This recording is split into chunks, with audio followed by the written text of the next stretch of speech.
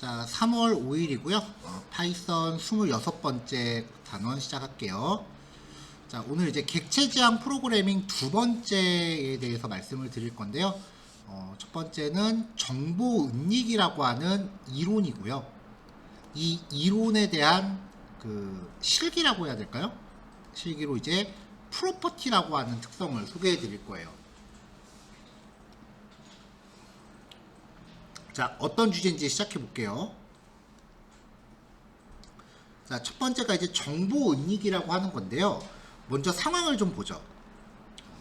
이 정보를 은닉하는 처리를 캡슐화라고 표현을 합니다. 캡슐화가 뭐냐면요, 객체지향 언어적인 요소라고 하는 거는 결국은 문법적인 거예요. 문법적인 거를 활용해서 객체에 대한 구체적인 정보를 노출시키지 않는 거예요. 구체적인 정보라 함은 멤버 변수를 뜻해요. 멤버 변수를 노출시키지 않습니다. 그게 무슨 말이냐면은 객체 이름 점 변수 해서 우리가 어떤 값을 대입하잖아요. 이걸 못하게 막아버린다는 얘기예요.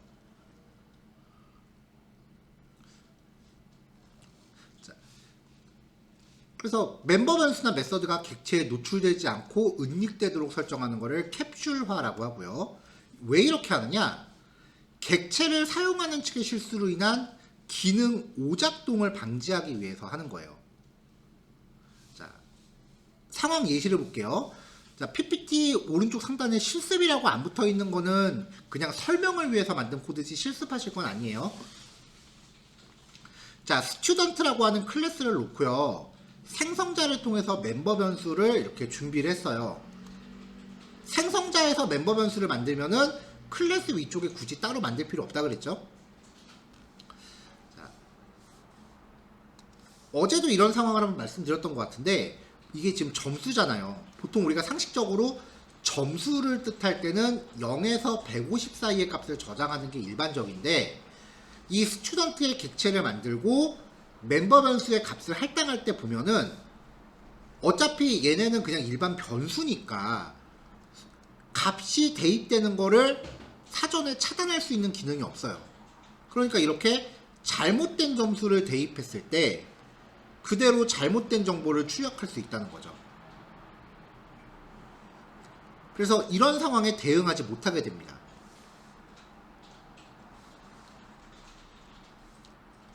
자, 그래서 이제 접근 한정자라는 걸 써서 저렇게 못 쓰게끔 아예 막아버리는 거예요. 자, 멤버 변수나 메서드를 노출하지 않도록 하는 기법이 접근 한정자인데요. 멤버 변수나 메서드 이름 앞에 언더바나 언더바 두 개를 붙이는 거예요. 자, 아무것도 표기가 안 돼 있는 경우는 퍼블릭이라고 해서요, 객체를 통한 접근이 가능한 상태를 뜻해요. 언더바 하나씩 붙었을 때는 프로텍티드라 그래서 객체를 통해서 접근이 불가능하긴 한데, 이걸 상속받는 자손 클래스에서는 사용이 가능하다라고 표현을 합니다. 근데 상속에 대한 개념은요, 나중에 뒤에서 따로 다룰 거예요. 지금 여기 다음 단원이라고 했는데 다음 단원이 아니고 이후에 따로 이제 그 챕터를 뽑아서 별도로 소개를 해드릴 거예요. 사실 파이썬에서 상속 잘 안 쓰기도 하고요. 자, 그 다음에 프라이빗 언더바를 두 개를 붙이는 건데요. 이렇게 하면 객체를 통한 접근이 불가능하고 뭐 상속도 되지 않습니다. 그러니까 불가능한 상태를 표현하기 위해서 변수 앞에 이렇게 언더바를 두 개씩 붙인다는, 한 개나 두 개를 붙인다는 얘기예요. 근데 프로텍티드 같은 경우는 거의 잘 안 쓰고요. 얘하고 얘 이렇게 두 개로 구별하시면 돼요. 자, 근데요, 이게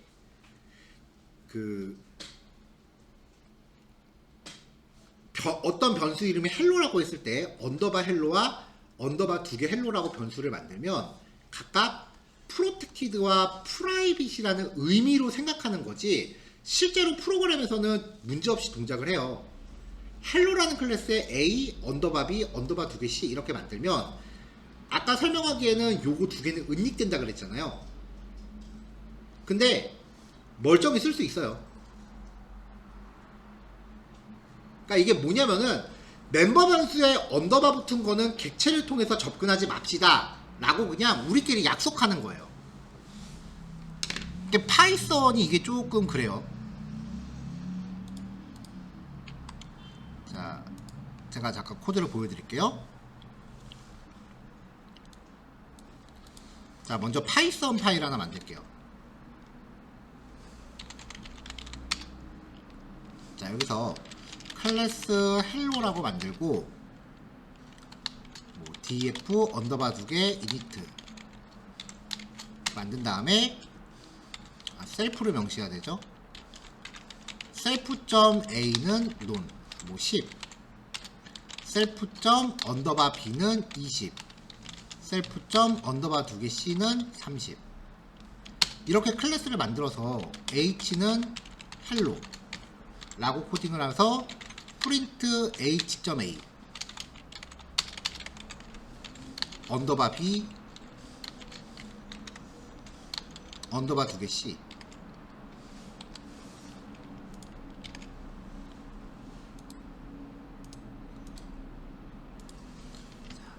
자, 이렇게 코딩을 하면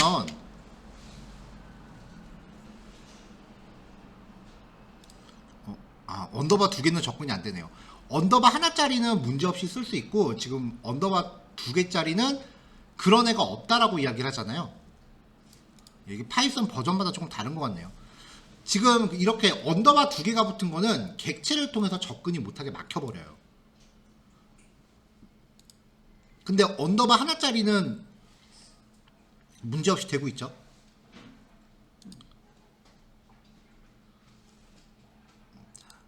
자, 그래서 언더바 하나짜리는 생각하지 마시고 언더바 2개짜리만 생각하시면 될 것 같아요. 못쓰게 이렇게 막힙니다.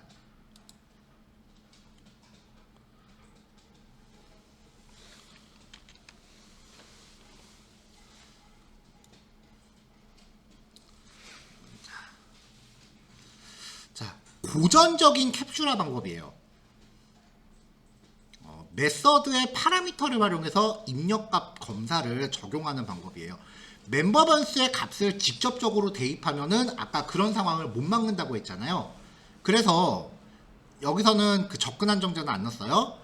KOR, ENG라는 두 개의 멤버 변수를 정의했는데 setKOR 이런 메서드를 통해서 파라미터를 전달하면 파라미터 값이 0보다 작을 때 강제로 0으로 세팅, 파라미터가 100보다 크면은 강제로 100으로 세팅해서 이 파라미터 값의 범위를 조건문으로 제한하는 거죠.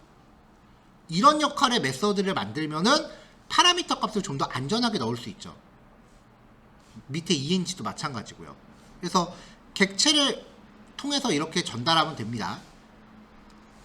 하지만 지금 여기 이렇게 접근 한정자라는 게 없기 때문에 멤버 변수로 이렇게 직접적으로 대입하면은 여전히 무방비로 노출되기는 마찬가지예요. 그쵸?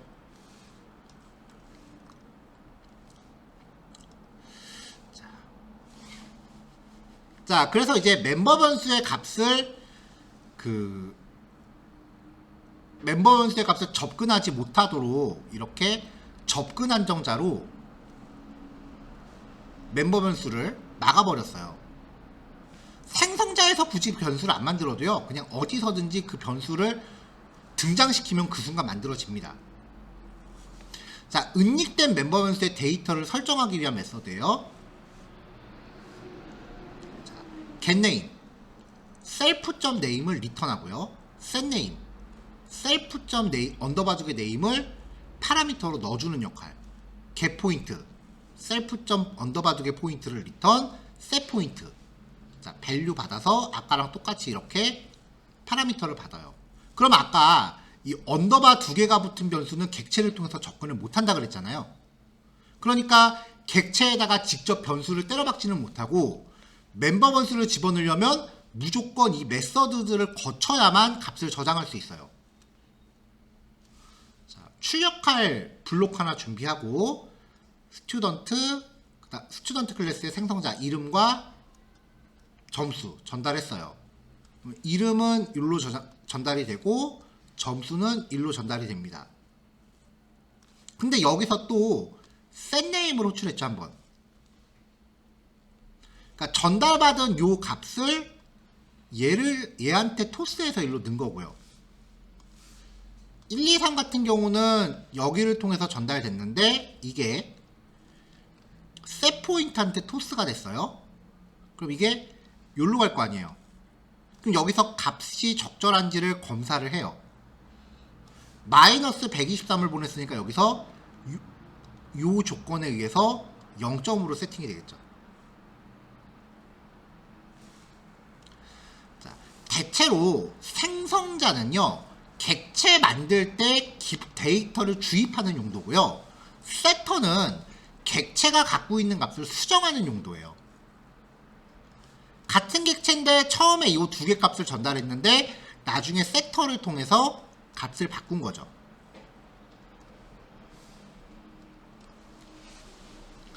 자, 이렇게 메서드를 통해서 사용하는 게 좀 고전적인 스타일입니다. 자, 그럼 이제 프로퍼티라고 하는 주제를 좀 볼게요. 자, 아까 우리가 봤었던 게 게터와 세터라고 하는 개념이에요. 멤버 변수가 은닉된 형태로 선언된 경우 프로그램의 가장 근본적인 목적인 데이터에 접근하는 방법이 사라지니까 메서드를 통해서 간접적으로 접근하는 방법이 마련돼야 됩니다. 그래서 이럴 때 쓰는 게 게터, 세터인데요. 얘네들은 은닉된 멤버 변수에 간접적으로 접근하기 위해서 정의된 메서드를 통칭하는 용어예요. 게터는 값을 리턴, 세터는 파라미터를 멤버 변수에 복사. 대체적으로 메서드 작성 규칙이요, get이나 set이라는 접두사를 먼저 붙이고 변수 이름을 첫 글자가 대문자인 형태로 뒤에다 붙여요. 그리고 getter는 멤버 변수의 데이터 타입을 리턴형으로 명시가 아니라 리턴한다고요. setter는 멤버 변수의 데이터 타입과 일치하는 값을 파라미터로 지정을 해줘야겠죠.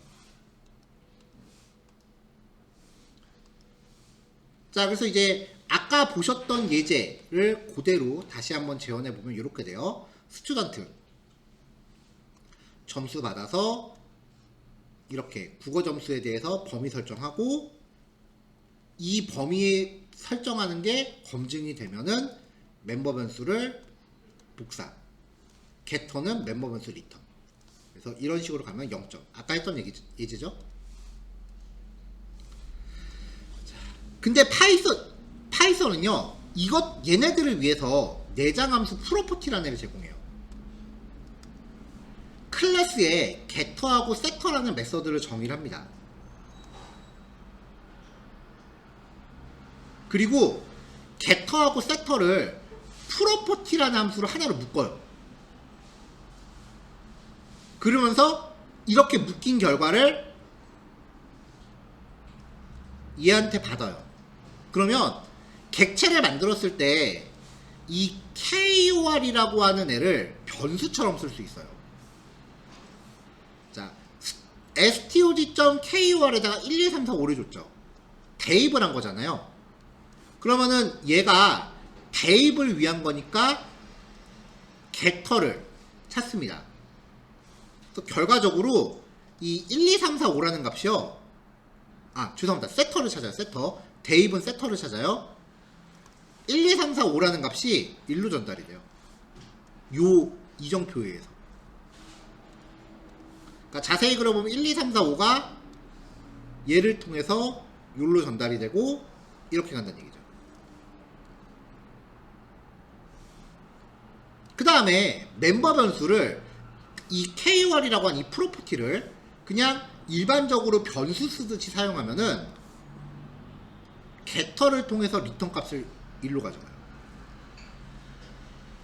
그러니까 getter, setter라고 하는 메서드가 변수에 좀 더 안정적으로 접근하기 위한 안전장치를 담고 있는 거다라고 하면, 프로퍼티는 이 두 개를 묶어서 마치 하나의 변수처럼 쓰게 해주는 거예요.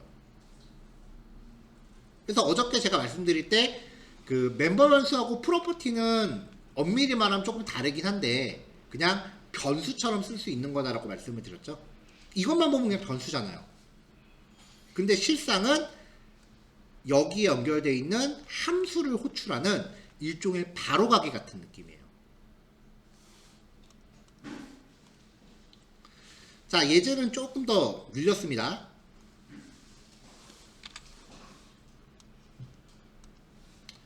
자, 프로토스 어제 나왔던 걔네예요. 자, 이니트에서요. 생성자죠. setName과 setDPS 이렇게 두 개의 멤버 변수만 가졌습니다. 어저께는 메서드 여러 개나 썼는데 오늘은 그냥 두 개씩만 놨어요. 생성자로 파라미터 받아서 이거를 섹터로 전달하게 했고요. 자, getter 이름 리턴하는 거, setter 파라미터를 저장하는 거, get DPS 멤버 변수 리턴, 또 set DPS 밸류 받아서 두 개 검사. 자, 이렇게 되면은 멤버 변수 하나당 getter, setter 이렇게 한 세트씩 되는 거예요. 그럼 얘네를 프로퍼티로 묶기 위해서 name이라는 이름으로 프로퍼티 getName, setName. 그럼 이 프로토스가 갖고 있는 name이라는 프로퍼티에다가 뭔가 대입 연산자를 쓰면은 setter가 호출되는 거고, 출력하거나 연산자로서 활용하면은 getName이 호출되겠죠. 마찬가지로 DPS도 묶어요. 이렇게 객체가 갖고 있는 정보를 캡슐화를 시키는 거죠. 그리고 나서 이 객체가 수행해야 되는 동작들을 구성을 합니다. 자, move 이동할 위치 지정해주면은 어디까지 이동해서 출력하는 거. attack 공격할 대상을 지정해주면은 어디를 공격하고 데미지 주는 거. 자, 이렇게 만들면 객체를 생성한 다음에 멤버 변수를 쓰듯이 프로퍼티를 쓰면은 얘네들은 setter 함수를 호출하는 거고, 마치 변수를 출력하는 것처럼 이렇게 사용하면은 얘네들은 getter를 호출하는 거다가 됩니다.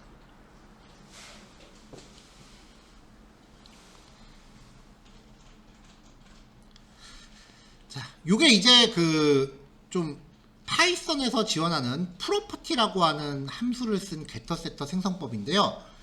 최신 파이썬은요, 여기에서 한 번 더 업그레이드된 방법을 제공을 해요. 얘를 안 써도 되게끔 제공을 해요. 자, 다음 페이지입니다. 데코레이터라는 애를 쓰는 발전된 방법인데요. 함수를 받아서 명령을 추가하고 그걸 다시 함수로 반환하는 기능이래요. 근데 뭐 이렇게 복잡하게 기억하실 거 없고요. 골뱅이 붙은 명령어예요. 자, 여기서는 편의상 변수 하나만 놨습니다. 스튜던트의 self.kur getter를 만들 때는 골뱅이 프로퍼티라고 붙이시고 함수를 정의하세요. 그래서 멤버 변수를 리턴하는 용으로 쓰시면 되고요. setter를 만들 때는 이름.setter 요 KOR의 이름을 가져와서 이름.setter 그렇게 해서 파라미터 받은 거를 넣어주시면 돼요. 이때 이렇게 데코레이터를 사용할 때는 아까 같았으면은 get KOR, set KOR 이렇게 했잖아요. 근데 데코레이터를 쓸 때는 함수의 이름 자체가 프로퍼티 이름이 돼요. 그리고 두 개가 이름이 똑같아야 돼요. 이렇게 만들면 이 KOR이라는 애를 변수처럼 대입했을 때 get setter가 실행되고요. 출력했을 때 getter가 실행됩니다.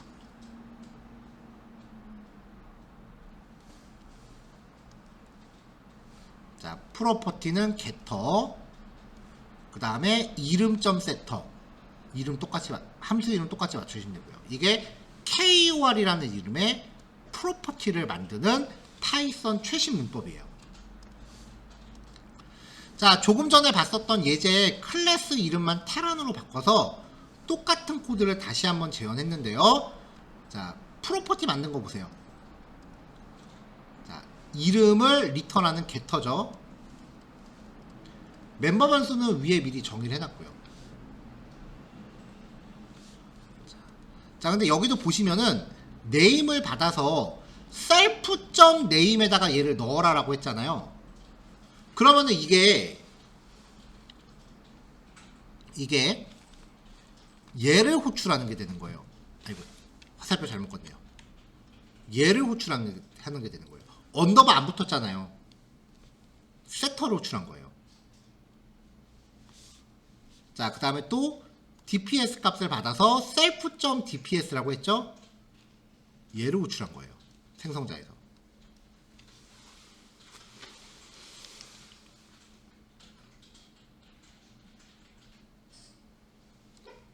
자, 요렇게 해서 이제 사용하면은 됩니다. 프로퍼티라고 하는 거는 결국은 객체를 쓰는 입장에서 그냥 변수인 줄 알고 쓰는데, 실제로는 getter와 setter라는 규칙에 의해 작성된 함수들을 사용하는 거다. 그렇게 정리하시면 되겠습니다. 자, 이렇게 해서 이제 그 6번째 실습 진행하시면 되고요. 네, 정리할게요.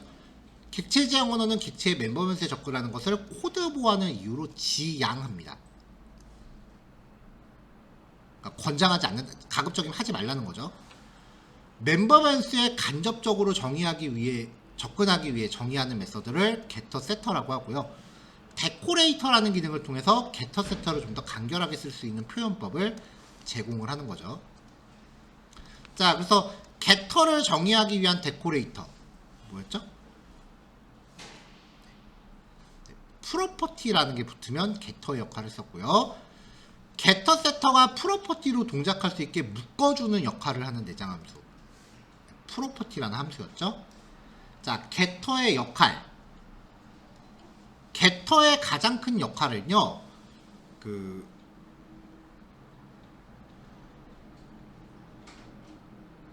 죄송해요. 이거 문제가 오타가 났네요. setter의 역할이에요. setter.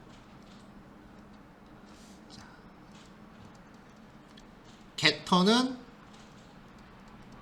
멤버 변수를 리턴하는 용도고요. setter는 파라미터를 멤버 변수에 복사해서 넣는 겁니다. 그러니까 1번은 당연히 맞죠. 파라미터를 출력하는 건 아니죠. 멤버 변수의 적절성 검사, 이 과정에서 적절성을 검사하는 것도 가능했었죠. 얘도 맞고요. 멤버 변수를 출력하는 건 아닙니다. 그래서 이 문제는 답이 2개입니다.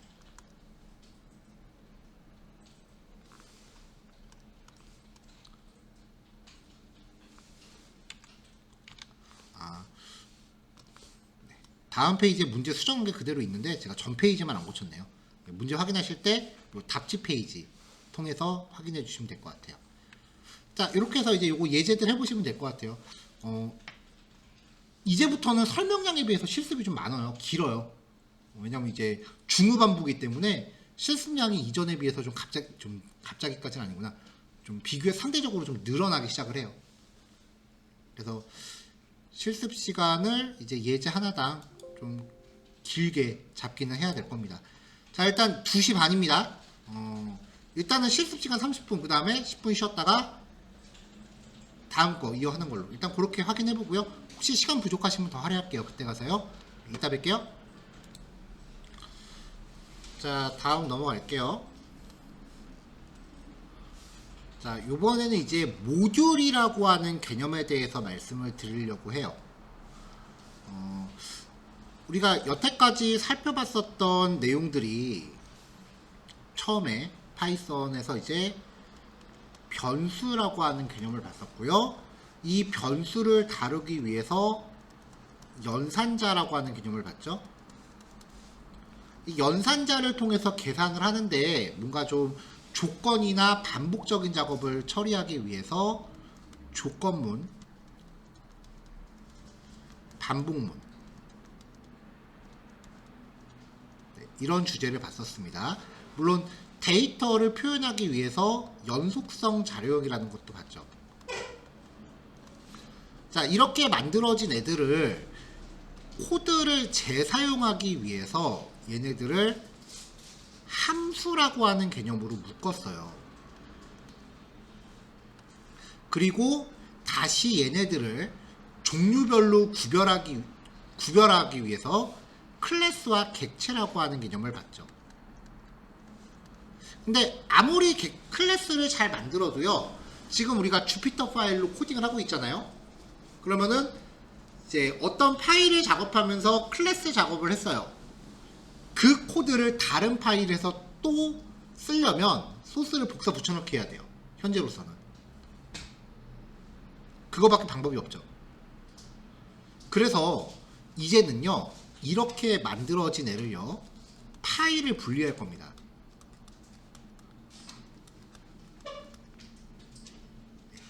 이렇게 만들어지는 애들을 보통 모듈이라고 합니다. 들어가 볼까요? 자, 그래서 여기서 이제 모듈이 무엇인지 한번 이해를 한번 해보고요. 그 다음에 모듈을 직접 만드는 과정을 실습을 해볼 거예요. 1단원은 뭐 실습은 없고요. 두 번째 단원만 실습이 있는데, 두 번째 단원은 사실상 그 실습이 전체이기 때문에 여기서는 바로 그 코드 같이 보면서 확인해 보도록 할게요. 자, 프로그램에서 자주 쓰이는 기능을 별도의 파일로 분리해 놓은 걸 모듈이라고 해요. 재사용 가능한 단위, 함수나 클래스, 객체 이런 것들을 다른 프로그램에서 활용을 목적으로 분리한 겁니다. 그러면 우리는 파이썬 소스 코드를 작성할 때 이렇게 변수들만 따로 모아놓은 파일을 만들거나 함수만 모아놓은 파일을 만들거나 아니면 클래스만 작성되어 있는 파일, 클래스에서 객체를 생성해 놓은 파일, 이런 식으로 유형별로 파일을 만들어요. 그러면 이제 실제로 내가 프로그램을 만들 때 그 분리되어 있는 파일들 중에 나한테 필요한 것만 조립을 시키는 거예요. 복사 붙여넣기가 아닙니다. 명령어 한 줄로 이 소스 파일에 있는 모든 내용이 내 프로그램에 적용이 되는 거예요.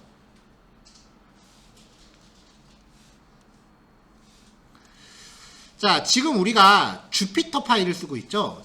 그 비주얼 스튜디오 코드에다 주피터라는 걸 쓰고 있는데, 주피터를 사용할 때는 확장자가 ipynb예요. 근데 원래 정상적인 파이썬 소스 코드는요, 파일 확장자가 py입니다. 일반적인 py로 작성을 한다라고 하면, 자, 만약에 이 파일의 이름을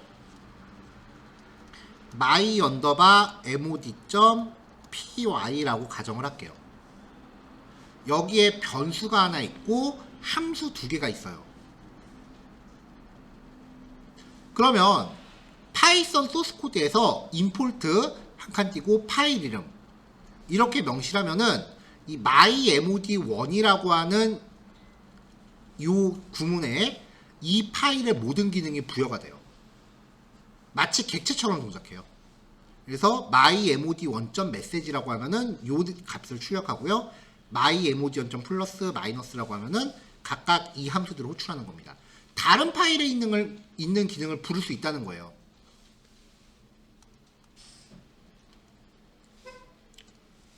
자, 근데 만약에 그 모듈로서 분리해 놓은 파일에 기능이 한 100개 정도 있다고 칠게요. 그 중에 나한테 필요한 거는 한두 개예요. 그러면 두 개를 쓰자고 100개를 들고 있을 수는 없잖아요. 그래서 파일 안에 있는 기능을 골라서 가져오는 게 있어요. 이거는 from 임포트 절이에요. from 파일 이름 임포트 가져올 기능. 그래서 mymod1이라는 파일에서 message라고 하는 변수만 가져오겠다. mymod1이라는 파일에서 플러스라고 하는 함수만 가져오겠다 라고 하면 됩니다. 자, 이렇게 특정 기능을 골라서 가져올 때는 앞에 모듈 이름을 적용하지 않고 직접 사용합니다. 마이너스는 가져오지 않았기 때문에 여기는 호출하면 에러가 납니다. 자, 이런 식으로 모듈을 만드는데요. 저렇게 만들어진 모듈을 제가 제 홈페이지에 올려요. 그러니까 전 페이지로 다시 가보면 이렇게 만들어 놓은 파일을요, 이 파일을 제가 제 홈페이지에 올린다고 치는 거예요. 그럼 누군가가 그 파일을 내려받아서 자기 프로그램에 이렇게 임포트해서 쓰면 되는 거죠. 그러면서 뭐 잘된 부분이 있으면은 뭐 덧글도 서로 주고받고, 뭐 아쉬운 기능이 있으면은 덧글 같은 걸로 의견 받아서 점점 개선시켜 나갈 수도 있을 거예요. 그런 식으로 이제 운영되는 것들을 오픈소스라고 해요. 근데 전 세계에 파이썬을 만드는 사람이 얼마나 많겠어요. 그 사람들이 각자 자기 홈페이지에 하나씩만 올려도 우리는 굉장히 많은 웹사이트를 검색을 해서 찾아다녀야 돼요.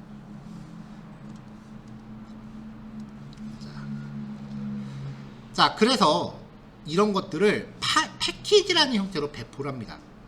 패키지라는 거는 모듈을 배포할 수 있는 형태로 묶어놓은 거예요. 쉽게 말하면 압축 파일 같은 거라고 보시면 돼요. 이렇게 만들어진 파일을요, 각자가 자기 홈페이지에 올리는 게 아니라 패키지 저장소라고 불리우는 공인된 웹사이트에다가 모두 등록을 하는 거예요. 그럼 이제 원하는 패키지가 있으면은 여기서 검색을 해서 사용을 하면 되는 거죠.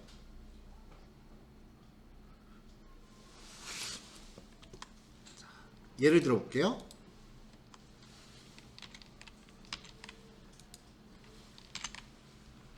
자, 이 사이트에 접근을 해볼게요.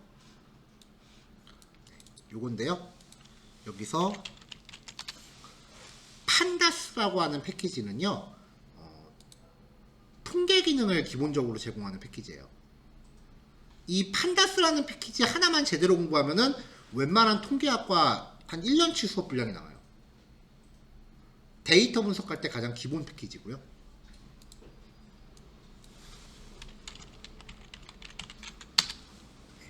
매트플로 네라이비는 그래프를 만들어주는 패키지예요.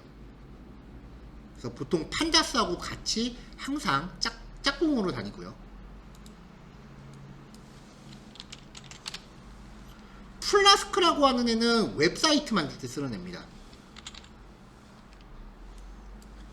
그 다음에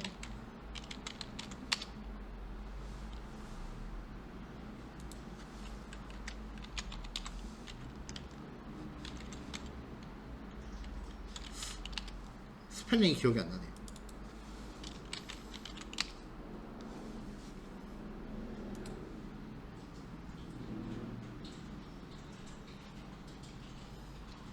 사이킷런. 네. 사이킷런이라고 하는 애는요, 비교적 간단한 머신러닝 기능을 제공을 해요. 비교적 간단한, 복잡한 거는 못하고요.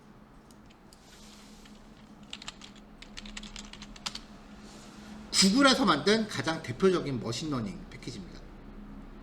보통 실무에서 되게 많이 쓰고요. 보통 머신러닝 공부한다라고 하면 이거 공부하는 경우가 많아요.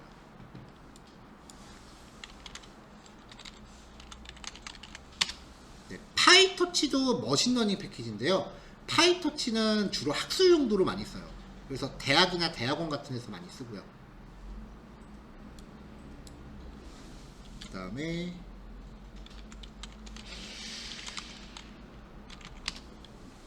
뷰티풀 소비라고 하는 애는 그 웹사이트 크롤링 할 때 많이 쓰는 애예요. 자, 여기에서 이렇게 유명한 패키지들이 나와요. 그러니까 그 파이썬의 프로그래밍 언어적 규칙, 프로그래밍 언어 규칙, 우리가 여태까지 공부한 게 이거예요. 이 언어 규칙이라는 거를 공부하고 나면은 그 다음에 파이썬으로 뭔가 하고자 하시는 것들이 되게 많이 있을 거 아니에요. 그 중에 한 분야가 정해진다면 그 분야를 구현할 수 있는 이 패키지를 설치하는 겁니다. 그래서 이 패키지라는 거는 파이썬 자체의 어떤 확장팩 같은 느낌이라고 보시면 돼요. 파이썬 자체는 데이터 분석 못해요. 뭔가 깔고 시작해야 돼요. 그래서 여기에서 이제 다운받아서 쓰는 것들은 파이썬에서 공식적으로 뭐 만든 게 아니라 어떤 제3의 개인이나 단체 혹은 회사가 만든 거예요. 그렇다 보니까 여기에 있는 항목들은 웬만해서는 파이썬 책에서는 직접적으로 다루진 않고요. 뭐 예를 들면 요거 하나를 다루는 별도의 책이 있거나 뭐 그런 식이에요. 근데 그마저도 없는 경우가 더 많기 때문에 패키지를 다루는 법은 대체로 이제 온라인에서 직접 서칭을 하셔서 공부하셔야 되는 경우가 많아요. 그래서 이제 파이썬이 기초가 파이썬 기본 파이썬을 이해하는 과정이었다면 그 심화로 들어가면은 파이썬을 이제 활용하는 방법에 대해서 이야기를 해야 될 거 아니에요? 이 활용이라 하면 대체로 하나 이상의 패키지를 공부하는 과정이에요.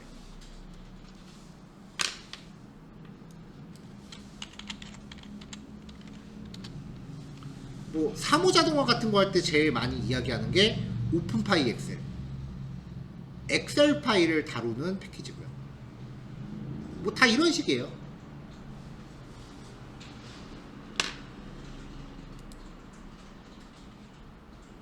자, 그럼 여기서 나한테 필요한 거를 내가 다운로드 받아서 뭐 내 파이썬을 어떻게 추가하느냐, 뭐 직접적으로 다운로드 받으실 필요는 없습니다.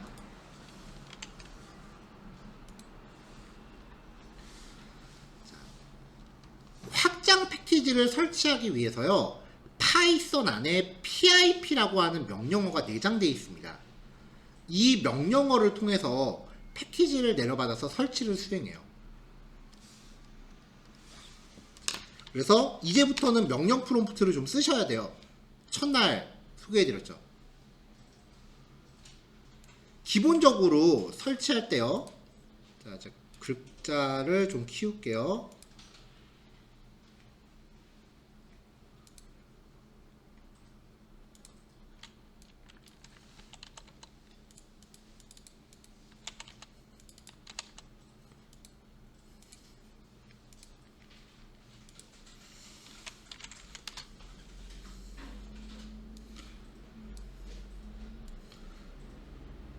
자, 기본적으로 설치를 할 때는 pip install 그 다음에 설치하고자 하는 모듈 이름을 입력하시면 됩니다. 제가 샘플로 그냥 하나 해볼게요. bs4라고 하면은 얘가 뭔가 다운로드 받고 이렇게 설치가 진행이 돼요. 근데 이렇게 pip 명령을 쓰다 보면은 이 pip라고 하는 애가 업데이트가 좀 자주 돼요. 그래서 업데이트 상황이 발생을 하면은 맨 마지막에 이런 식으로 메시지가 떠요. 자, 지금 제 컴퓨터에 깔려 있는 게 22.3.1인데 23.0.1이라는 버전이 새로 나왔대요. 그래서 이거를 업데이트하기 위해서는 실행을 하래요. 이 명령어를. 그러니까 이런 메시지가 나오면 이 명령어를 여기다 그대로 한번 똑같이 입력하시면 돼요. 그러면은 PIP라고 하는 명령이 업데이트가 됩니다. 매번 하실 필요는 없어요. 그냥 이 메시지가 나올 때만 하시면 돼요. 그래서 PPT 여기 밑에 적어놨죠? python.exe-m pip install 빼기 2개 업그레이드 pip 라고 입력하면 업데이트가 쭉 진행이 되는 거죠.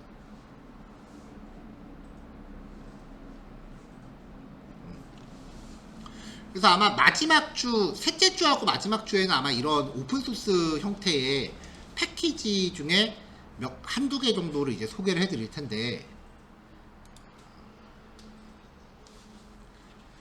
지금 이 패키지라고 하는 게 이제 소개가 된 이유는요, 지금 우리는 주피터를 쓰고 있잖아요. 확장자가 ipynb죠. 얘는 파이썬 소스 코드 플러스 마크다운이에요. 설명 적는 기능도 있잖아요. 그래서 좀 복합적인 형식이기 때문에 그 import pyynb라고 하는 패키지를 깔아줘야만 주피터 파일을 임포트할 수 있어요. 인스톨할 때 여기 빼기 2개 업그레이드라고 하는 설명은요, 만약에 얘가 설치가 돼 있다면 삭제하고 최신 버전으로 다시 깔라는 옵션이에요. 얘를 설치하고 나면요, 저도 깔게요. pip install 최초 설치했던 업그레이드 굳이 안 넣으셔도 되는데 뭐 찝찝하면 무조건 넣으시면 되고요. 이렇게 한 다음에 import ipynb 라고 명령을 내리면, 자, 그 전에 자, 제가 여기 주피터 파일 하나 만들어 놨는데요. 하나 더 만들게요. 자, 여기다가 저장을 할게요. test.ipynb. 자, 여기서 def hello print hello 이 파일은 얘 자체로는 아무 실행도 안 할 거예요. 함수 정의하고 끝났죠. 이렇게 해놓고 지금 저는 모듈을 깔기 전입니다. 여기서 임포트 테스트를 가져와라 한 다음에 이렇게 하면 임포트에서 에러 나요. 야, 너 왜 가져오니? 테스트.hello. 그쵸. 테스트에 hello라는 기능이 없다라고 하면서 에러는 함수를 분명히 정의했는데 테스트 안에 hello라는 기능이 없다라고 하면서 에러가 나요. 자, 이제 모듈을 깔게요.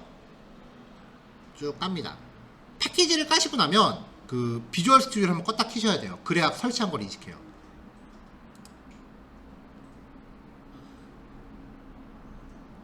자, 그럼 이제 주피터 파일을 임포트 하기 전에 임포트 모듈 이름이 임포트 ipynb였죠.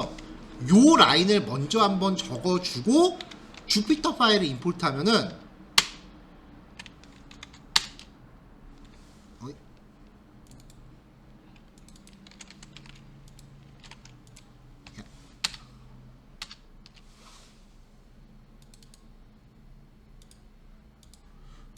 잠시만요. 왜 안 될까? 재시작.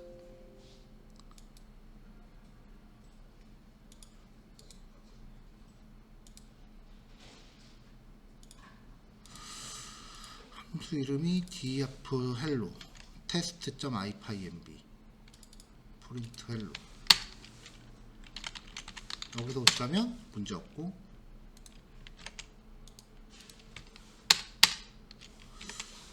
제 거 설정이 좀 이상한가 봐요. 자, 어쨌건 일단 내용부터 보죠. 자, import ipynb라는 애를 설치하고 그 다음에 test module.ipynb라는 애를 임포트 하면은 모듈 이름 점 함수라고 해서 다른 주피터 파일의 기능을 끌어다가 쓸 수 있습니다.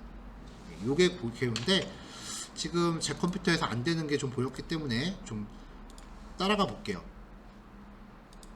아, 이게 제가 폴더 단위로 안 열어서 그런가? 그냥 단일 파일만 열었거든요. 자, 폴더, 작업 폴더 하나 만들고 다시 열게요. 다른 과목 수업하던 거라서.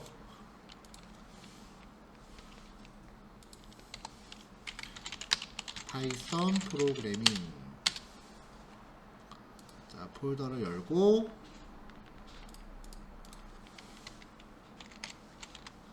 주피터 저장 테스트 mod.ipynb 여기다가 df hello print hello python. 자, 이렇게 파일 하나 만들고 또 주피터 mod use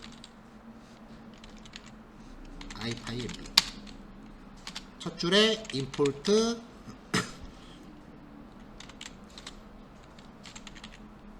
ipynb 그 다음에 import test mod. 예, 이렇게 메시지가 나와야 정상적으로 되는 거예요. 제가 아까 폴더 단위로 안 열고 그냥 개별 파일을 열었더니 안 됐나봐요. 그러면은 테스트 mod 안에 있는 hello라고 하는 애를 호출해라 라고 하면은 다른 파일에 있는 함수를 이렇게 끌어다 쓸 수 있다는 얘기예요. 이렇게 하면 이제 자주 사용하는 기능들을 함수로 묶어 놓으면은 그 나중에 활용하기가 좀 수월해지겠죠.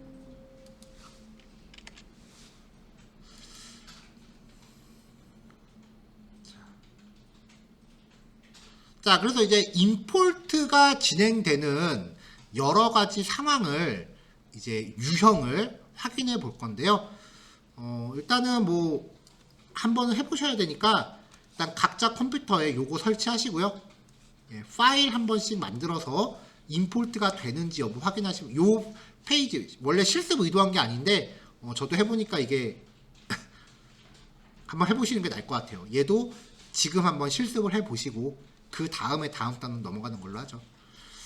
자, 요거는 제가 봐서는 10분, 15분이면 충분히 마무리 되실 것 같으니까요. 다음 교시는 보통 이제 실습을 3시 50분까지 하시고 10분 쉬었다가 4시에 수업 재개하는 걸로 할게요.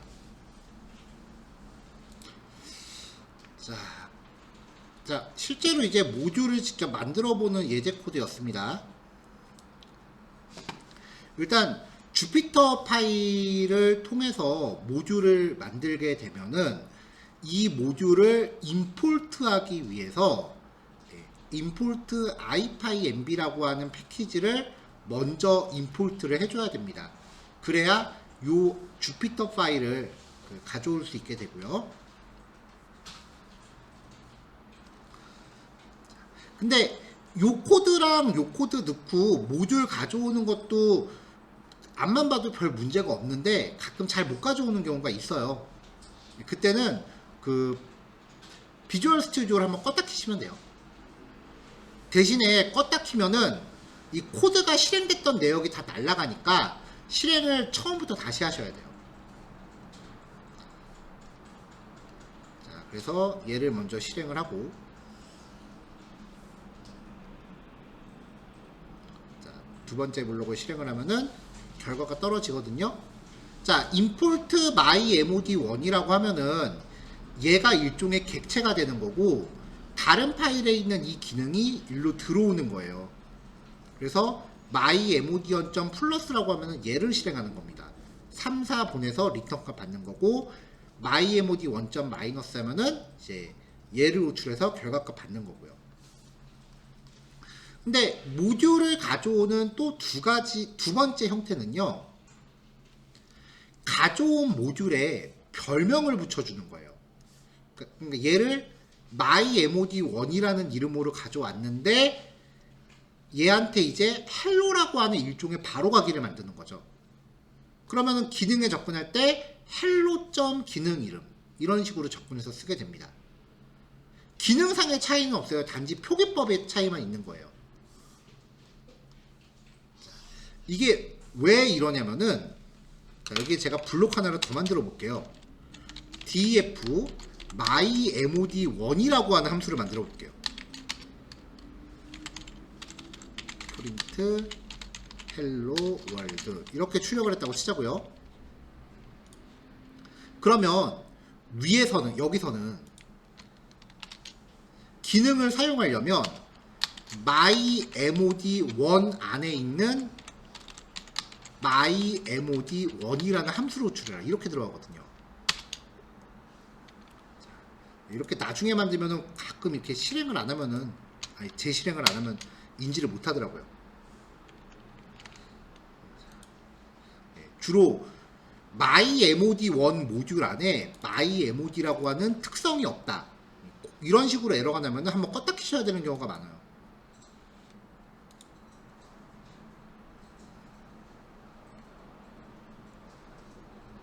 자, 껐다 키면은 요 임포트 구문 처음부터 다시 실행을 하셔야 돼요. 네, 잘 나오죠. 그러면 밑에서 이렇게 코딩하면 똑같은 이름이 두 번 나오니까 좀 웃기잖아요. 좀 어떻게 보면 좀 혼선을 줄 여지가 있죠. 그래서 이름을 바꿔서 hello 안에 mymod1이라는 함수로 호출해라, 이런 이름이 명확히 구별되죠. 이런 경우에 씁니다. 근데 파이썬에 이렇게 모듈 이름하고 그 안에 있는 기능 이름이 일치하는 경우가 은근히 많아요. 당장 예를 들면은 이제 요거 지나가고 나면 이제 파이썬에서 제공하는 모듈들을 본격적으로 보기 시작할 건데, 날짜 처리할 때 쓰는 데이트 타임이라는 모듈이 있어요. 근데 이 모듈 안에 데이트 타임이라는 객체가 또 있어요. 그래서 데이트 타임 점 데이트 타임 점 now 이렇게 코딩이 되거든요. 그러니까 이게 얼핏 봐서 오타 같아요. 이거 왜 두 번 들어갔지? 그러면서 한 번 지우게 되는. 그래서 보통 그 뒤에 as dt라고 붙여서 dt.datetime.now 이런 식으로 표기를 하는 게 보통이에요. 자, 별칭 적용하기였고요.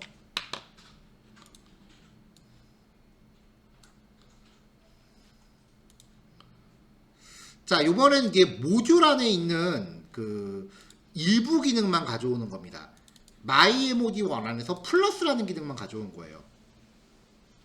그러면은 이렇게 가져올 때는 모듈 이름을 명시하지 않고 직접 접근한다고 했죠. 대신에 마이너스는 임포트하지 않았기 때문에 마이너스를 호출하면 에러 납니다. 이것도 아까 우리 같이 살펴본 케이스죠. 자, 여기 보면 플러스에 대한 결과값 7은 떴는데 마이너스는 정의되지 않았다라고 나와요. 자, 그 다음에 myMOD2입니다. 클래스를 정의하고 있는 모듈이에요. 간단하게 이제 만든 클래스인데요. 대체로 모듈 형태에 가장 많이 쓰이는 게 클래스예요. 자, myMOD2를 가져왔으면 멤버라는 이름의 클래스가 이 안에 들어가는 거죠. 그래서 객체를 만들 때는 myMOD2.member 이런 식으로 객체를 생성하게 됩니다. 그러면은 이 클래스가 갖고 있는 요 함수들이 전부 이 객체한테 부여가 될 거고, 객체를 통해서 메소드 호출하면 얘를 호출하는 게 되겠죠.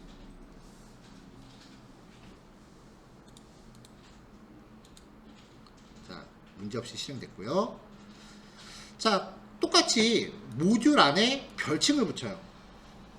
그러면 별칭점 기능이니까 유저점 멤버라고 접근해야겠죠. 쓰임새는 별반 차이 없습니다.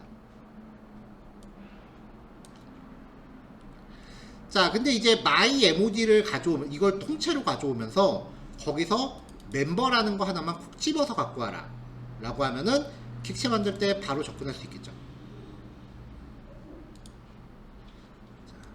자, 지금 보면은 통째로 가져오기, 통째로 하니까 좀 그러네요. 전체 가져오기,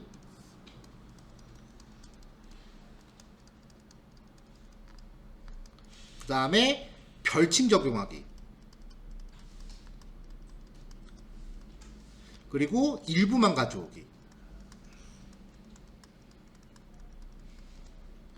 이렇게 세 가지 유형이고요. 모듈은 함수, 그 다음에 클래스, 그리고 myMOD 3은 객체 형태예요. 이거를 제가 이렇게 조합할 수 있는 경우의 수로 다 보여드리고 있어요. 실제로 파이썬 코드를 직접 짜보면 그래도 요 조합되는 유형 중에 내가 코딩하는 거니까 내 손에 익은, 내 마음에 드는 한 가지 방식으로만 주구장창 코딩하기 마련이에요. 근데 우리 수업이 다 끝나고 나면 이후에 여러분들이 뭐 책이나 온라인에서 이제 추가적인 자료를 서치해서 이제 뭔가 학습을 하실 거 아니에요? 그러면 그때 어떤 방법을 쓰는지는 자기 맘이거든요. 그러니까 익숙하지 않은 방법이 나왔을 때 코드를 좀 확실하게 확인할 수 있도록 조합 가능한 모든 경우의 수를 다 보여드리는 거예요. 자, myMOD3는요, 이건 아까보다 더 간단하죠. 클래스를 만든 다음에 클래스의 기능을 전부 부여받은 객체도 안에 넣어놨습니다. 그러면 myMOD3을 통째로 가져오면 클래스도 이 안에 들어가고 객체도 이 안에 들어가요. 근데 이미 객체가 클래스의 기능을 다 갖고 있으니까 이때는 굳이 클래스를 쓸 이유는 없어요. 그래서 myMOD 3. mycalc. 플러스 마이너스, 이 객체를 통해서 이 기능들을 호출하는 거죠. 자, 마찬가지로 가져온 객체에 별칭 적용하면은 이게 myObject니까 myObject.mycalc 에서 플러스 마이너스 호출.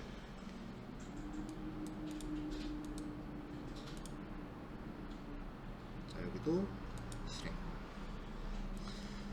자, 근데 아까 말씀드렸다시피 이미 이 클래스의 기능을 여기다 다 객체를 넣기 때문에 굳이 임포트 할 때 얘까지 가져올 필요는 없어요. 요것만 골라서 가져오면 되죠. 그래서 이 모듈 안에 객체가 만들어져 있는 경우는 진짜 그 객체만 콕 집어서 가져옵니다. 이 상태에서 as를 한 번 더 써서 별칭을 줄 수도 있습니다. 그러면 별칭을 부여받은 객체점 기능 이름이 되겠죠. 실제로 이렇게 써요. from 아까 보여드렸던 것 중에 matplotlib, 그래프 그리는 라이브러리인데요. 이 안에 되게 많은 기능이 있는데 그 기능을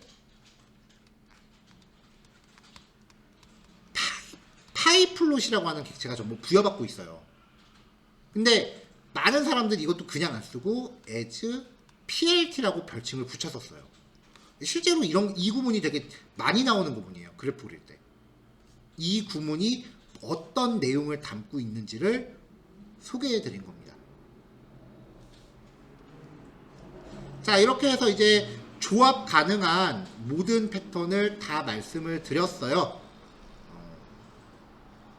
네, 뭐 요거 실습 시간은, 요거 실습은 이미 제가 봐서는, 제가 왔다 갔다 한 거 봐서는 지금 다 하신 것 같으니까 요거 실습 시간은 제가 따로 할애 안 하고요. 지금 4시 15분인데 이때부터 제가 연습 문제 파일 2개 드렸는데 2개 더하면 한 10문제 정도 되거든요. 요거를 제가 60분을 할애할게요. 5시 15분부터 이거 풀이하고 그 다음에 마무리하는 걸로 하죠.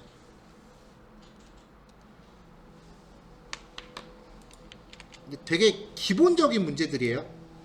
실제로 온라인에서 코딩 테스트라고 검색하시면 이거보다 난이도가 훨씬 높아요.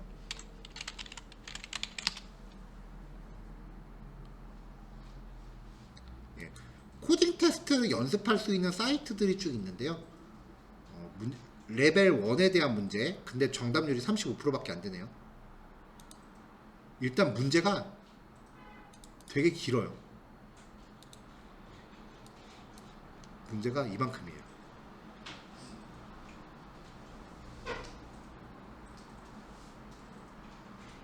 근데 보면은 죄다 리스트 갖고 지지고 복구하고요.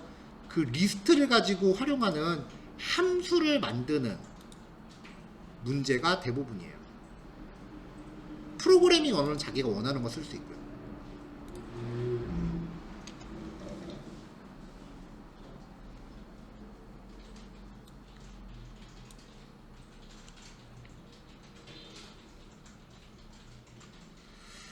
자, 그럼 최대한 1시간 동안 풀어보시고요. 1시간 후에 풀이할게요.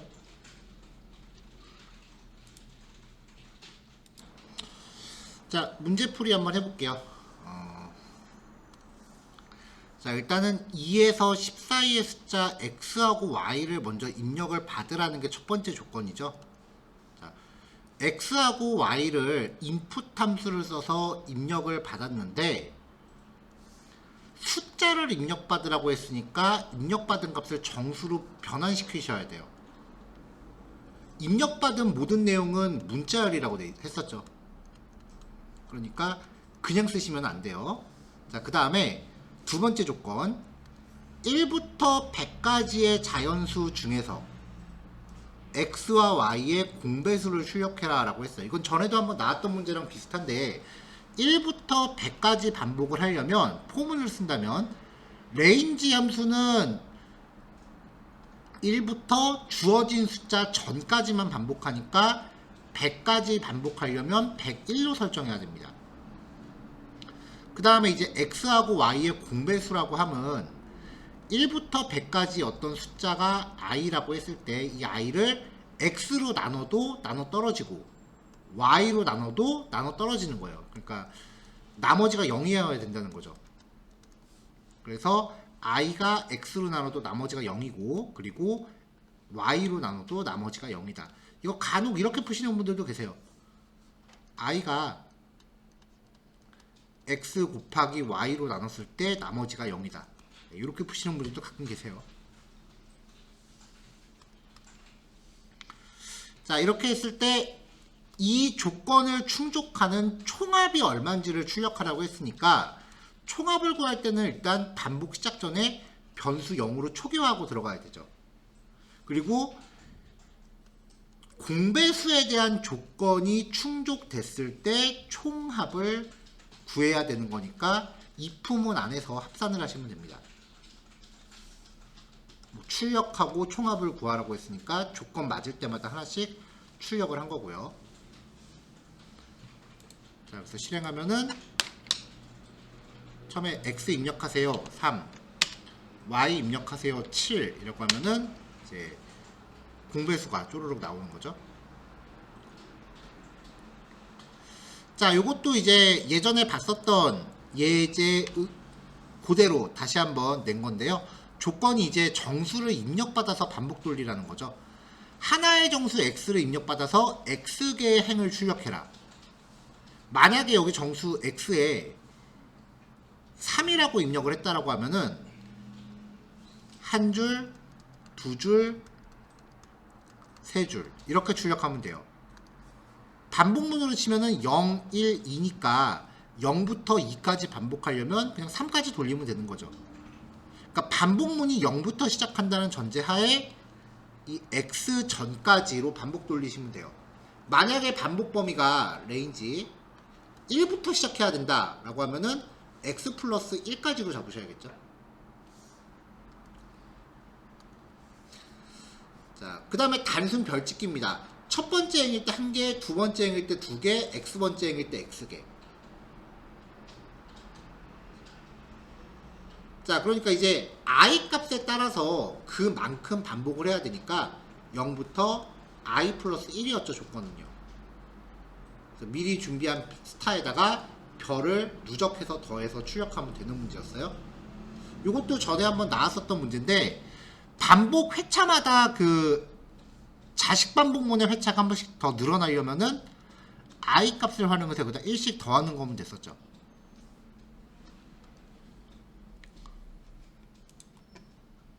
자, 이렇게 해서 5라고 입력하면은 5줄이 나오는데, 여기에서 이제 이거를 거꾸로 나오게끔 한다라고 하면 전체 반복해야 될 행의 수가 x라는 건 알고 있으니까 x 빼기 i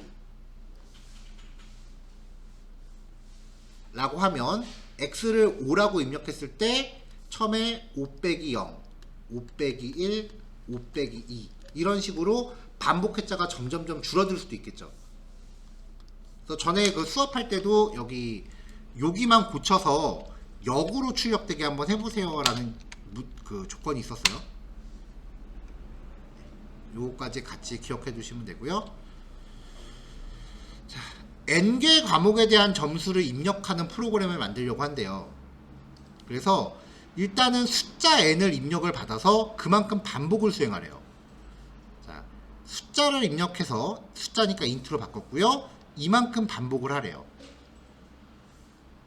예, 그러면서 이제 숫자를 입력받으라고 했으니까 인풋 함수가 이 반복문 안에 있어야 되는 거죠. 그래서 몇 번째 점수를 입력하세요 라고 해서 점수를 입력했어요. 반복문 안에서 입력받은 숫자는 데이터라는 리스트의 원소로 추가됩니다. 그러니까 빈 리스트를 만들어 놓고 리스트의 원소 추가 메서드는 append였어요. 자, 이렇게 해서 여기다 추가하고 이걸 가지고 총합과 평균을 구하래요. 여기서는 총합을 그냥 이렇게 구해버렸거든요. 여기서 다이렉트를 구했는데 좀 더 쉽게 할 수도 있어요. 여기서 뭐 내장함수 쓰지 말란 얘기가 없었으니까 토탈은 썸의 데이터 이렇게 구하셔도 돼요. 자, 5개라고 하면은 76, 88, 92, 그 다음에 63, 79. 자, 이렇게 하면은 총합하고 평균 바로 나오죠. 전통적으로 총합 구할 때는 반복문 돌리면서 하나씩 누적합산을 하는 건데, 내장함수라는 거를 써도 된다라는 전제가 있다면 이렇게 하면 리스트 원소의 총합을 바로 구해주죠.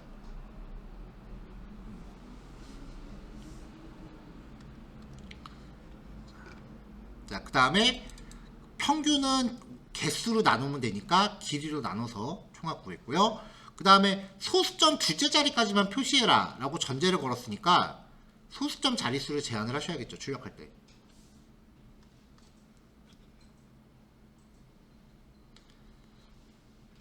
자, 같은 문제 패턴이에요. n개의 숫자를 입력받아서 리스트의 원소로 추가. 요건 아까랑 똑같죠? 그래서 n이라는 숫자를 먼저 입력받고 그만큼 반복 돌면서 인풋으로 입력받은 거를 이제 x라고 담고요. 이 x 값을 데이터에 append해서 여기다 넣습니다. 자, 이걸 가지고 이제 최대값을 구하래요. 자, 그래서 최대값으로 사용할 변수를 미리 준비한 다음에 데이터 여기에 만약에 3, 7, 9 2 이렇게 입력이 됐다라고 하면 이거를 바로 반복문에 걸었어요. 그럼 I 자체가 리스트의 원소가 되겠죠? 그럼 미리 준비한 변수하고 이 원소를 비교해서 원소가 더 크다면 걔를 이 변수에다가 교체를 해서 맨 끝까지 살아남은 게 이제 최대값으로 남는 그런 로직이었습니다. 최대값 구하는 공식도 이 알고리즘 처리도 기억을 해 놓으셔야 돼요. 우리가 내장 함수로 max라든지 아니면은 정렬할 때 쓰는 sorted라든지 뭐 sum이라든지 리스트를 갖고 이렇게 처리하는 것들 많이 소개를 해드렸었잖아요. 근데 생각보다 이거를 못 써요. 이거를 쓸 기회가 많지 않아요. 왜냐면은 요 다음 문제 데이터 보셨죠? 그 코비드 19 데이터. 실제로 접하시게 될 데이터들이 거의 그렇게 생겼어요. 그럼 그런 애들은 이런 집계 함수를 못 쓰기 때문에 직접 구해줘야 되는 경우가 대부분이에요.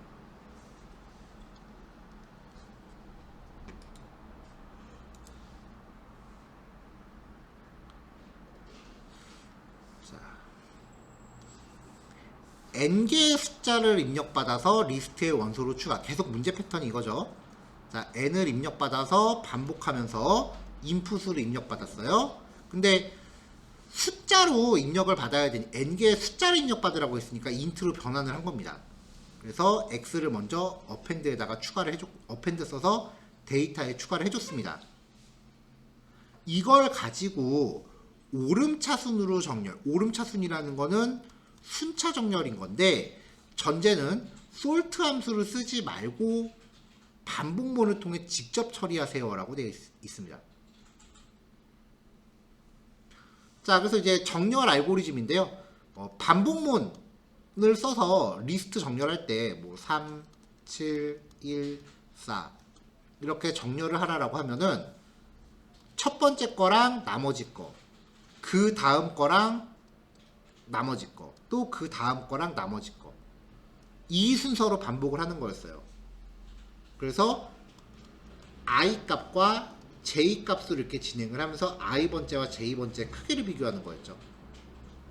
즉 바깥의 반복문은 마지막 거를 빼고 반복해야 되기 때문에 일단은 여기서 이 n이 리스트 길인 거잖아요. 그러니까 길이를 따로 안 구할 필요가 없는 거죠. 얘가 요거 자체가 데이터 리스트의 길이니까요. 마지막 거를 빼고 반복하기 위해서 n 빼기 1. 그 다음에 i 다음 거부터 시작하기 위해서 i 플러스 1부터 끝까지 반복해야 되니까 n까지. 정렬할 때 핵심은 이거였습니다. 요 조건, 반복 조건 세우는 거요. 그렇게 해서 i번째와 j번째를 비교해서 앞에 게 더 크다면 맞바꾸는 거였죠.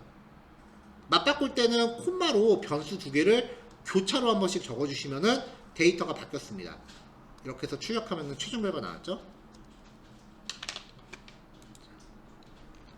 자, 그래서 5를 입력해라.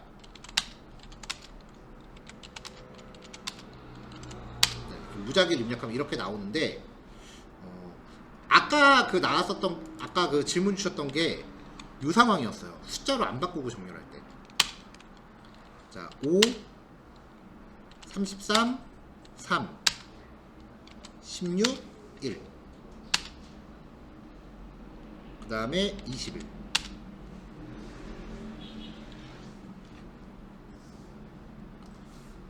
자, 인트 함수를 안 쓰면 이렇게 됩니다. 이게 문자열이라서 그래요.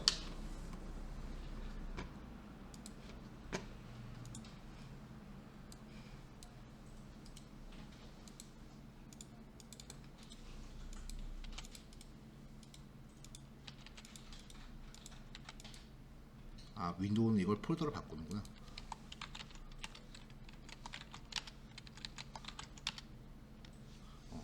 윈도우는 이거 뒤에 걸 숫자로 바꾸네요. 자, 원래 이제 글자끼리 정렬을 한다라고 하면, 글자끼리 정렬한다라고 하면요, 정렬 순서가 첫 글자끼리 먼저 비교를 해요. 그래서 먼저 우선순위를 정한 다음에 첫 번째 글자가 같다면 두 번째 글자끼리 비교를 해요. 그래서 지금 여기서 1 다음에 나오는 게 16인 게 맞는 거예요. 폴더 정렬에서는. 그 문자열 정렬에서는요.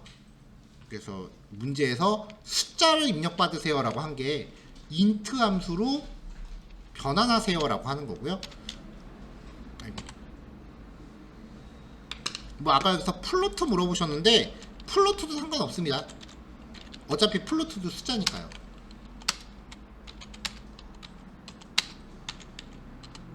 네, 이렇게 해서 숫자 형식 따옴표만 바뀔 수 있으면 인트를 쓰시건 플로트를 쓰시건 상관없어요.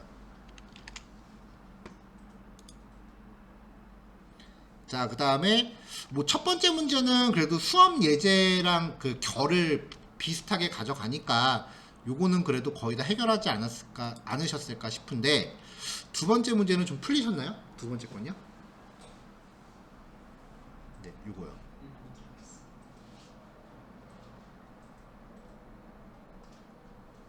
자, 1월 25일부터 2월 1일까지 이거 실제 데이터예요. 1월 25일부터 2월 1일까지 일별 확진자 수를 표현한 자료 구조인데, 이걸 가지고 누적 확진자 수와 일평균 확진자 수를 구하래요. 그러니까 누적 확진을 구하려면 요것만 뽑아야 되는데,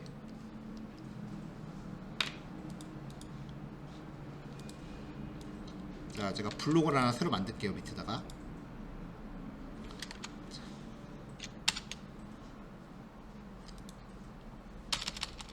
자, 일단은 저 코비드 19이라는 애가 전반적으로 리스트죠. 그래서 뭐 아이템은 in 코비드 19이라고 해서 반복 돌면서 아이템을 출력하면 여기서 출력되는 게 딕셔너리라는 거죠. 문제는 이 딕셔너리가 이름이 다 똑같다면, 자, 여기가 이름이 다 이렇게 똑같다고 치죠.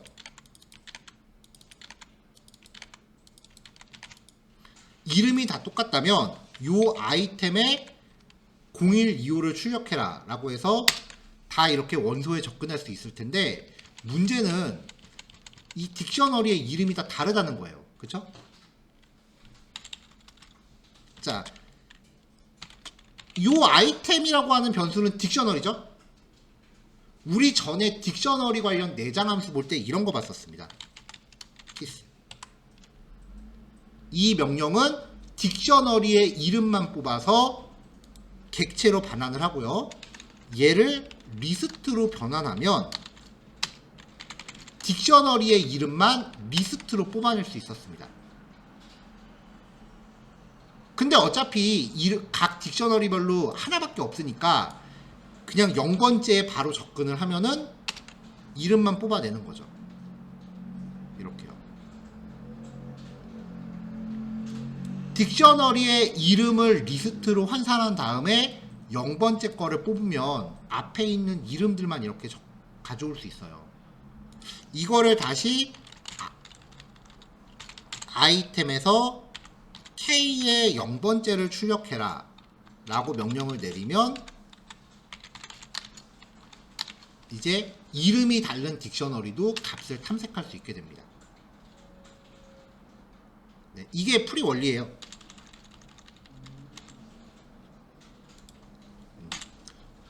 보니까 전에 했던 거 기억나세요?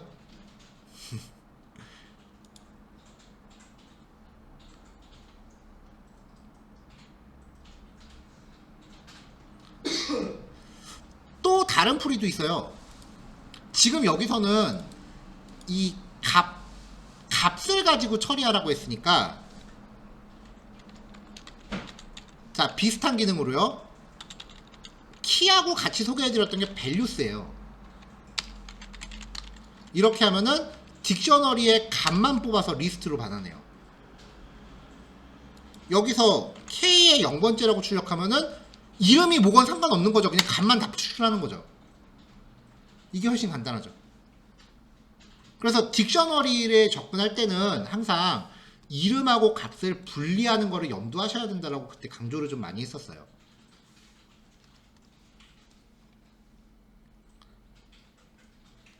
자, 예제에서는요, 그냥 원소들의 총합만 구하라고 한 거니까 누적 확진자 수에 해당, 이게 총합이죠.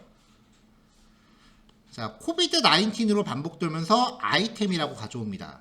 그러면은 요거 하나가 아이템이 되겠죠. 자, 아이템의 값만 뽑아서 리스트로 만들고요. 그 다음에 0번째 취득했어요. 이 0번째를 미리 준비한 변수에다가 합산시키면은 누적 확진자 수가 나오고요. 그 다음에 전체적으로 리스트잖아요. 원소 하나가 하루고요. 그러니까 이 리스트의 길이로 총합을 나누면 평균 확진자 수가 나오겠죠.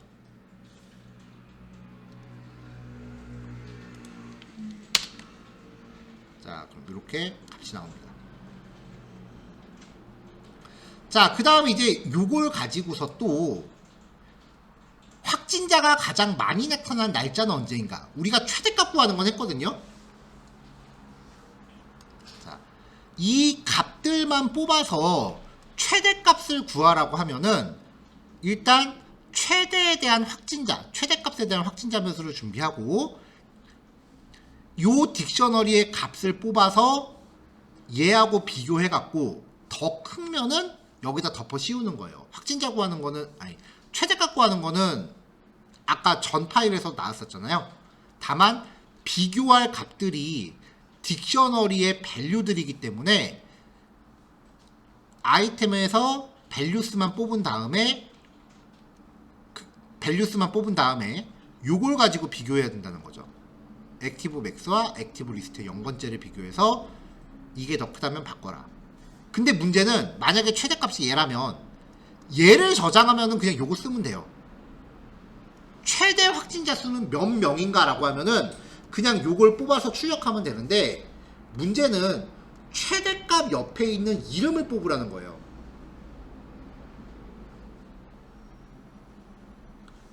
그래서 값을 뽑을 때 이름도 같이 별도로 뽑아 놓습니다.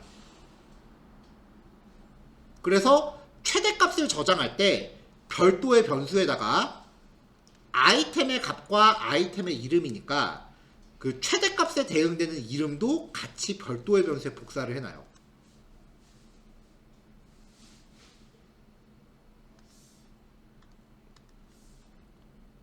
자, 그러면 이제 여기에는 최대값이 저장이 될 거고 최대값이 저장될 때 얘도 같이 갱신이 되는 거죠. 여기서는 최대값 자체가 중요한 게 아니라 최대값을 구하는 조건이 성립될 때 다른 값을 저장해라인 거예요. 그래서 얘를 출력하면 이제 확진자가 가장 많이 나타난 날이 언젠지를 알 수 있겠죠.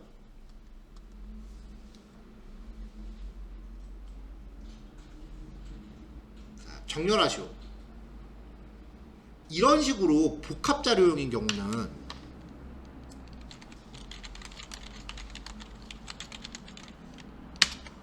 정렬 자체 솔티드 이런 식으로 복합자료용인 경우는요 정렬 자체가 안 돼요. 내장 함수로 커버하지를 못해요. 이거는 그러니까 정렬 같은 거 직접 구현하실 수 있어야 돼요.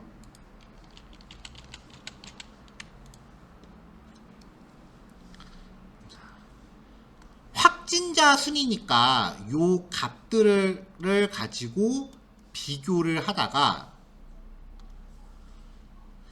변경해야 될 조건이 생기면은 딕셔너리를 통째로 교체해야 됩니다. 자, 일단 정렬에 대한 반복문은 아까 전 예제에서도 나왔죠. 부목 반복문은 0번째부터 마지막 전까지. 자식 반복문은 I 다음 거부터 끝까지.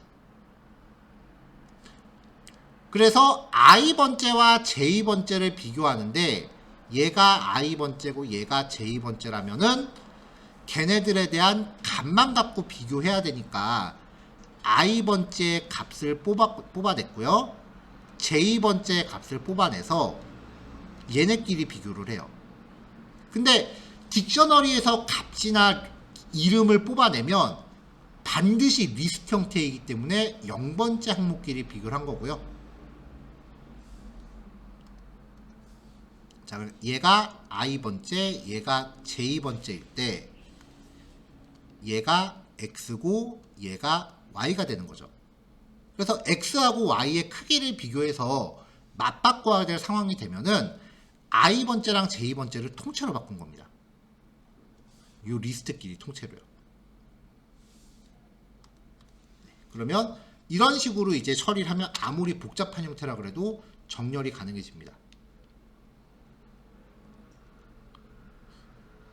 자, 그 다음에 이 문제 어려워하시는 분들이 되게 많이 계시더라고요.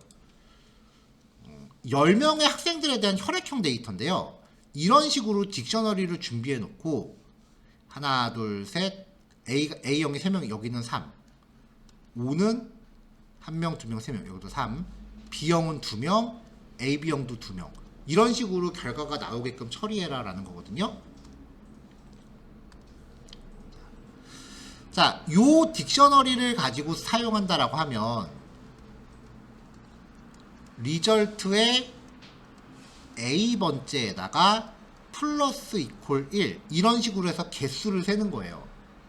근데 이런 식으로 접근할 때 뭐 K는 A 라고 문자열 변수를 만들어 놓으면은 리절트의 K번째 라고 접근도 가능해져요.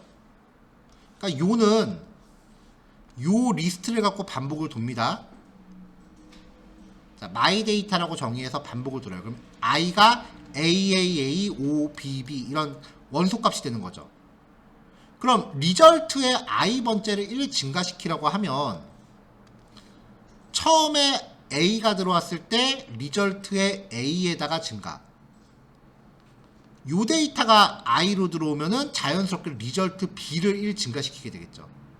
그러니까 원소의 키를 동적으로 접근할 수 있는 방법에 대해서 확인해 본 예제예요. 이렇게 해서 출력하면은 결과가 나오죠. 데이터가 쭉 있을 때 각각의 종류별로 몇 개씩 존재하는지 이렇게 카운트하는 거를 보통 빈도수라고 해요.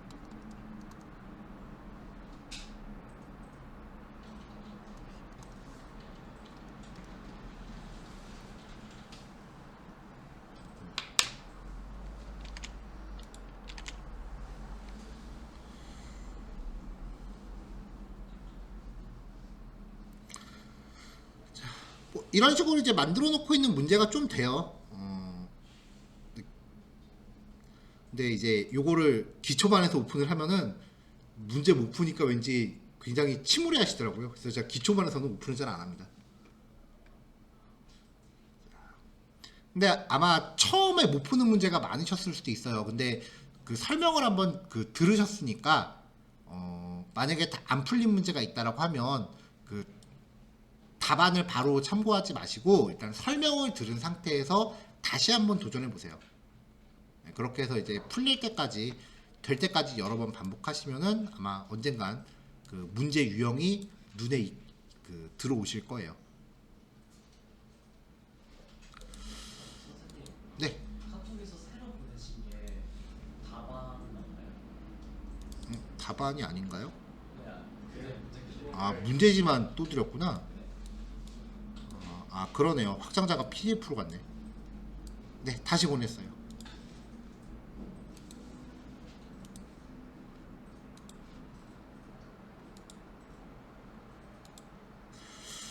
자, 이렇게 해서 이제 오늘 여기까지 하고요. 마무리 할게요. 오늘까지 해서 이제 클래스라고 하는 개념하고 그 다음에 모듈이라는 개념까지 이제 확인을 했으니까 다음 주부터는 이제 모듈이라는 것들을 직접적으로 활용하는 단계로 접어들기 시작을 할 거예요. 근데 다음 주는 주로 다음 주 토요일은 파이썬 안에 처음부터 들어있는 모듈을 활용하는 위주로 할 겁니다. 그래서 초반부는 진짜 기본 기능들이니까 조금 재미가 없고요. 그 다음에 일요일쯤에는 아마 그 메일 발송 기능을 확인을 할 거예요. 네이버나 구글 같은 거랑 연동해서 메일 발송 처리를 할 거고요. 그 다음에 왜 그거 하는 과정에서 파일 입출력 한번 정리해서 메일 받는 사람 목록을 파일에서 가져오는 거 한다 그랬잖아요. 그거까지 하면 이제 메일링 리스트 구현도 돼요. 목표는 이제 다음 주 일요일까지 거기까지 나가는 걸로 지금 잡고 있긴 한데 혹시 분량이 많으면은 조금 더 다음 주 넘어갈 수도 있고요. 일단은 뭐 다음 주 목표는 거기를 이제 최종 완성품으로 보고 이제 진행하는 단계로 진행을 할 겁니다. 자, 오늘 여기까지 하고 마무리할게요. 고생하셨고요. 다음 주에 뵙도록 하죠. 수고하셨습니다.